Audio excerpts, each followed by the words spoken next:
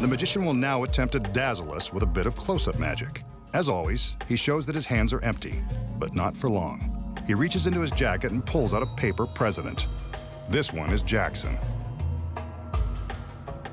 Looks like an authentic, unrigged $20 bill. He crumples the bill, not exactly a federal offense, and then places it in his outstretched palm. Some conjuring and, yes, it looks like the bill is starting to move.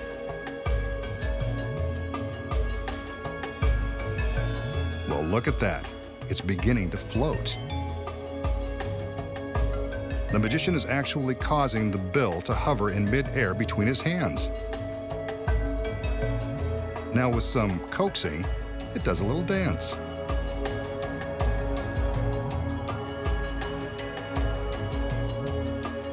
Then it floats straight up to his hand. He unfolds it, and there it is, wrinkled but unharmed.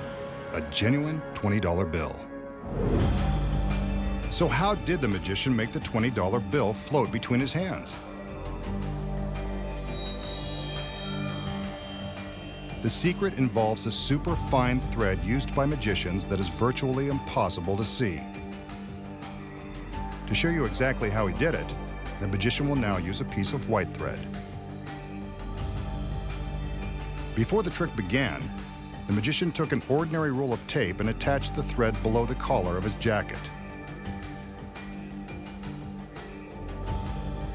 The thread runs up to the top of his head, and with more of that tape, is affixed to the back of the 20.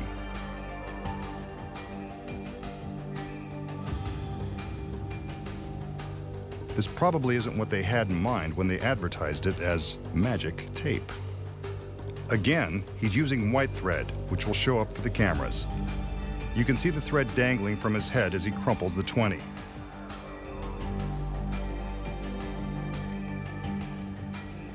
While he makes his magical gestures, he secretly hooks the thread with his thumb.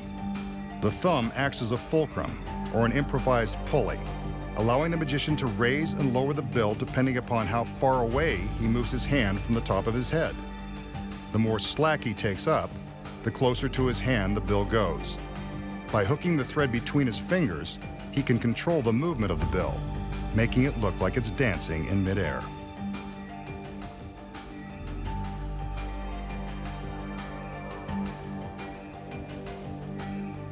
Here's how it looked with the very fine, invisible thread.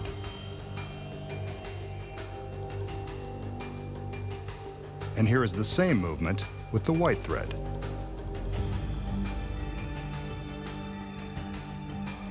So that's how he makes the bill float. Sometimes it is done with wires.